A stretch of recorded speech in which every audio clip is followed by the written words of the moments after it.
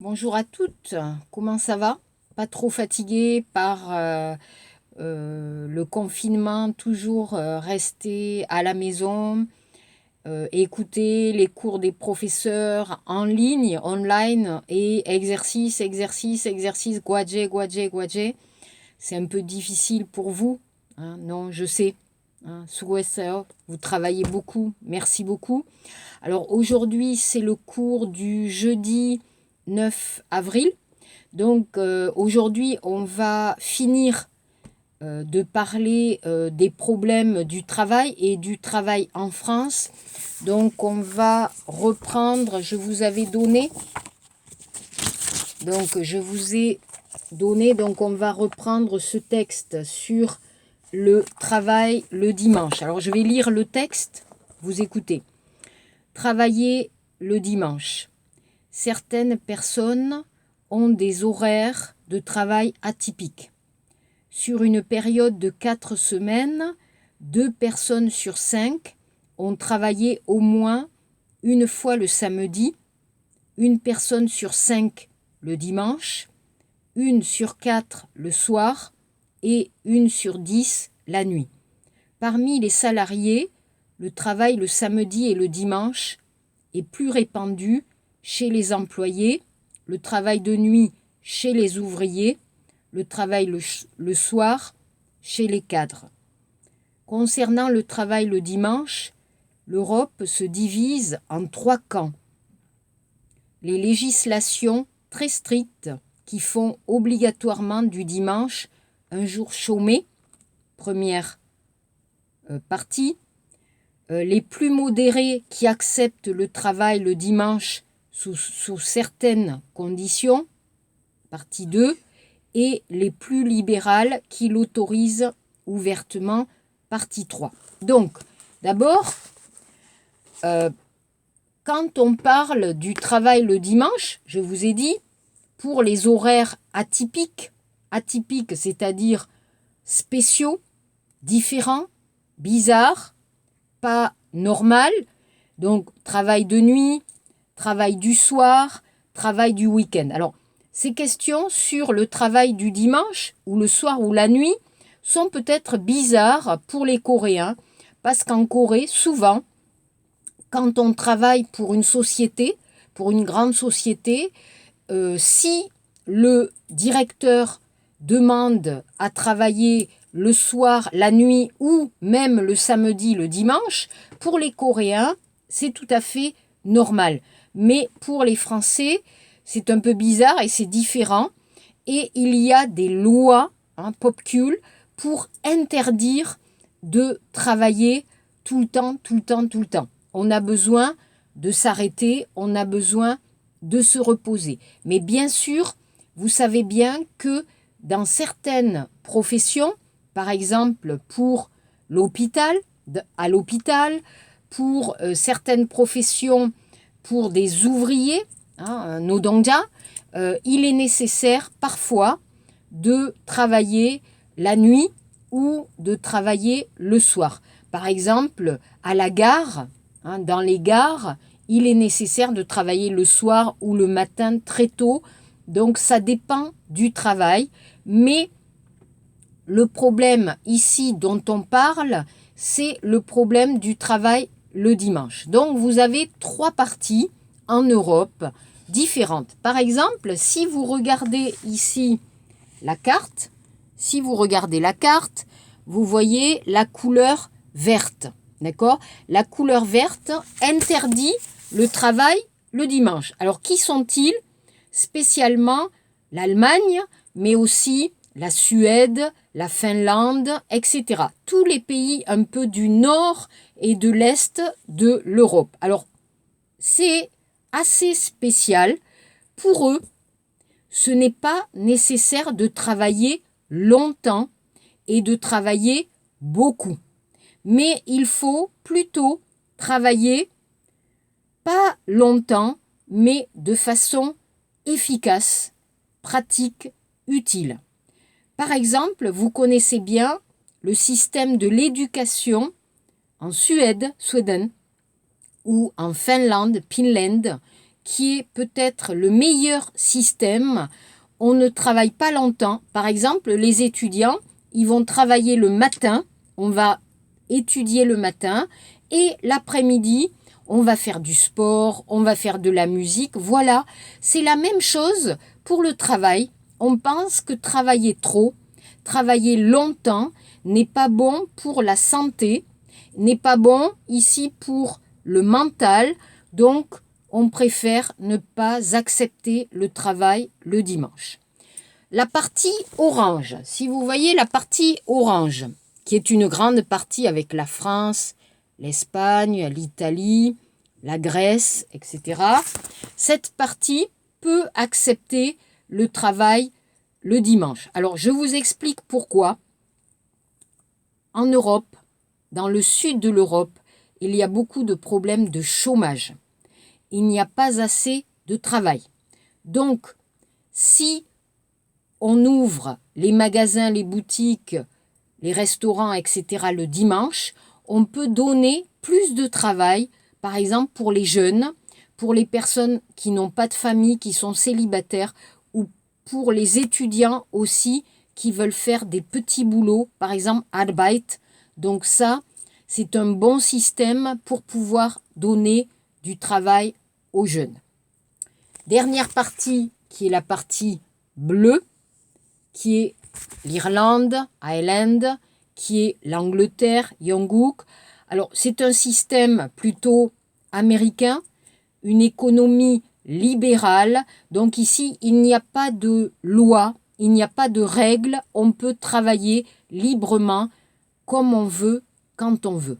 Voilà un peu le problème du travail et du travail le dimanche. Ensuite, si vous avez regardé ici, il y a un petit tableau avec des chiffres, d'accord? Si vous regardez le tableau avec les chiffres, vous regardez, donc ça c'est quelque chose d'intéressant.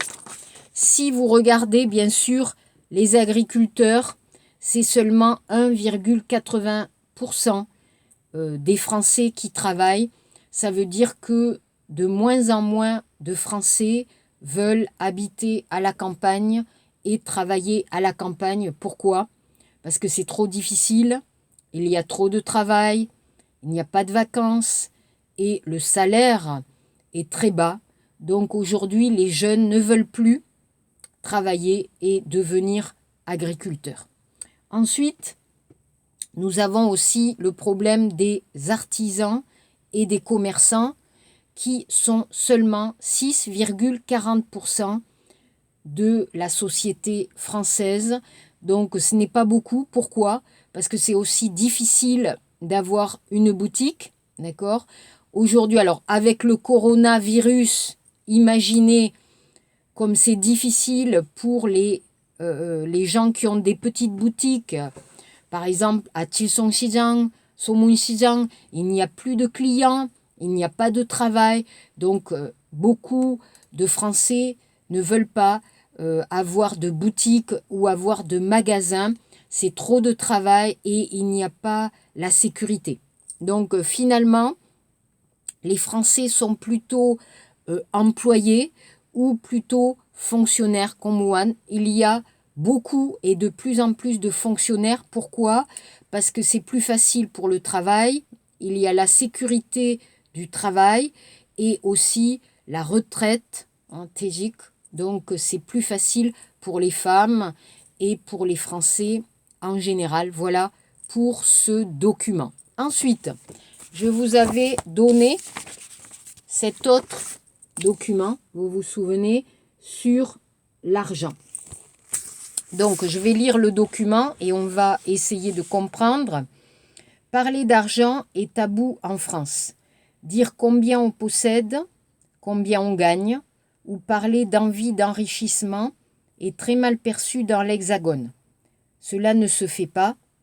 Il est possible d'évoquer 4 raisons historiques. Donc, vous avez compris, en France, il est très impoli, moulerada, de parler d'argent. Exemple. J'ai acheté un joli vêtement. Ce vêtement, il coûte, allez, je vais dire Shimanon. Je rencontre une amie. Je ne peux pas dire « Ah, regarde mon vêtement, c'est Shimanon ». Non, en France, c'est impoli et pour les Français, c'est un peu bizarre. Même avec les amis, même avec la famille, il est difficile de parler d'argent et de demander seulement la question « Ah, combien ça coûte ?» ou « Combien tu gagnes ?» Wolgup. Ça, en France, c'est interdit. Pour 4 raisons. Vous avez la tradition catholique. Alors attention, catholique et kidokyo, chrétien, c'est différent. Les Américains, les Anglais parlent très facilement d'argent et peuvent devenir riches. C'est très positif. Chez nous, en France, l'argent, gagner de l'argent, devenir riche, parler d'argent, c'est plutôt négatif. Ça, c'est plutôt la tradition catholique. D'accord? Donc, tradition catholique. Héritage de la culture paysanne. Alors, les paysans, il y avait beaucoup de paysans, il y avait beaucoup d'agriculteurs en France et généralement, on n'aime pas dépenser de l'argent. Donc, on va économiser et on n'aime pas dépenser de l'argent. Exemple, en Corée, vous allez au restaurant, vous travaillez, d'accord? Étudiant, non. Vous travaillez, vous allez au restaurant avec des amis. Souvent, les Coréens vont inviter. Ok, alors vous avez Kesanson, hein? Allez, c'est moi qui vais vous inviter, Shimanon, Ishimanon. Ok, c'est super. Hein? En France, non. Impossible. Taro Taro, hein? Moi, je vais payer, par exemple, Sammanon, toi, tu vas payer Sammanon, etc. Ça, c'est le côté un peu coudoucé, hein? Avare. Les Français n'aiment pas beaucoup donner de l'argent. Les Français n'aiment pas beaucoup inviter. Donc, on va économiser à la banque. On ne va pas dépenser beaucoup d'argent et encore aujourd'hui. Ensuite, vous avez la Révolution française. Taeyongmyeong, ça c'est très important, qui est un peu contre les riches. Contre, alors c'était les Kwijok, Yangban, mais encore aujourd'hui, vous avez une image négative sur les riches. Donc, ça continue encore aujourd'hui.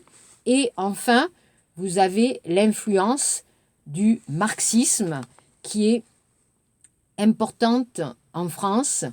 Et vous avez encore des personnes qui sont communistes. Alors, en Corée, avec la guerre, à cause de la guerre de Corée, c'était très difficile. Bon, aujourd'hui, avec la Corée du Nord, Pukhan, la relation, ça va.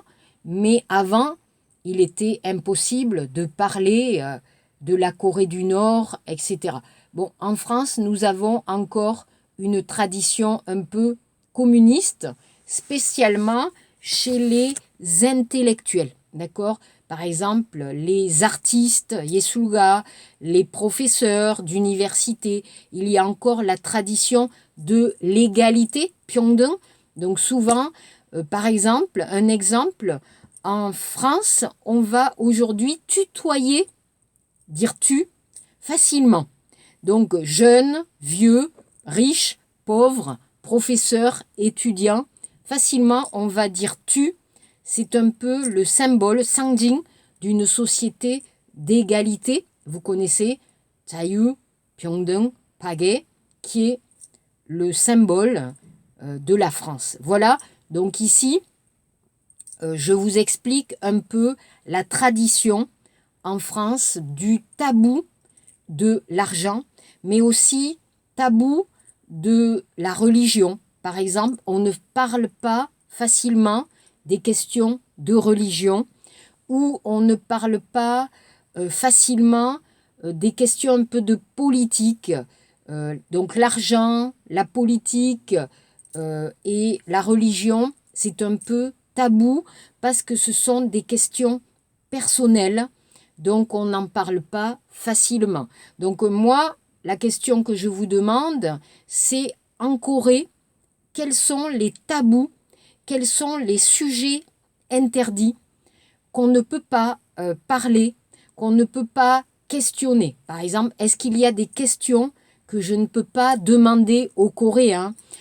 Est-ce qu'il y a des sujets que vous ne pouvez pas aborder avec votre famille, avec vos amis, avec les professeurs, en société?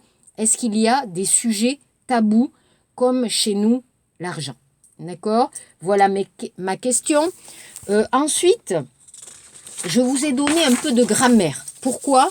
Parce que j'ai regardé un peu vos textes, vos exercices, et parfois, il y a quelques petits problèmes de grammaire. Donc, on va travailler un peu la grammaire, 문법, et aussi 표현, l'expression écrite. Donc, par exemple, on va voir des expressions pour mettre en relief, 강조할 때, pour insister sur quelque chose.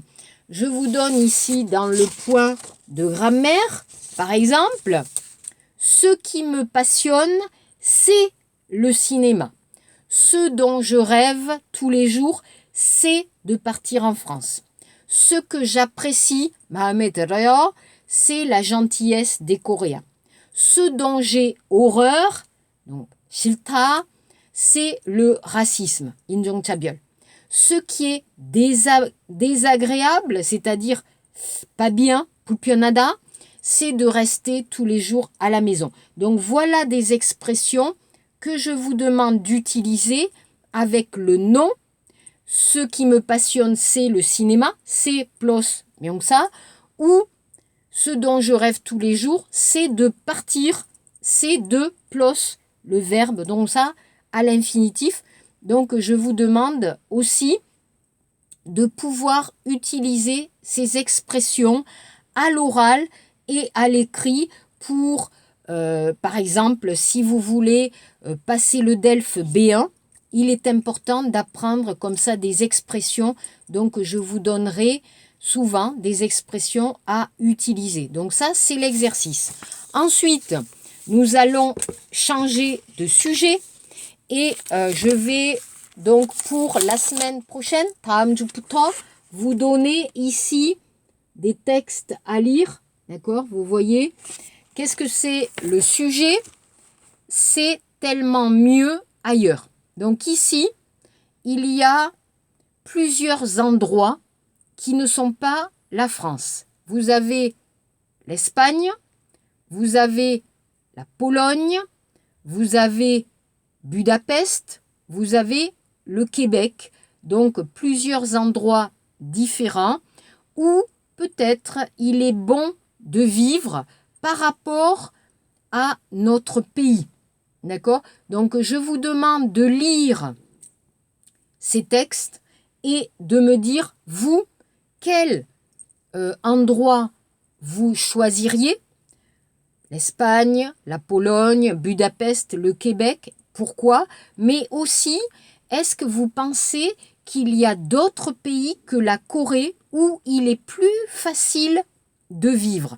Alors, pour le travail, pour la cuisine, pour l'argent, pour s'amuser. Donc, donnez-moi peut-être d'autres endroits où il est plus agréable de vivre, plus facile de vivre que la Corée et pourquoi.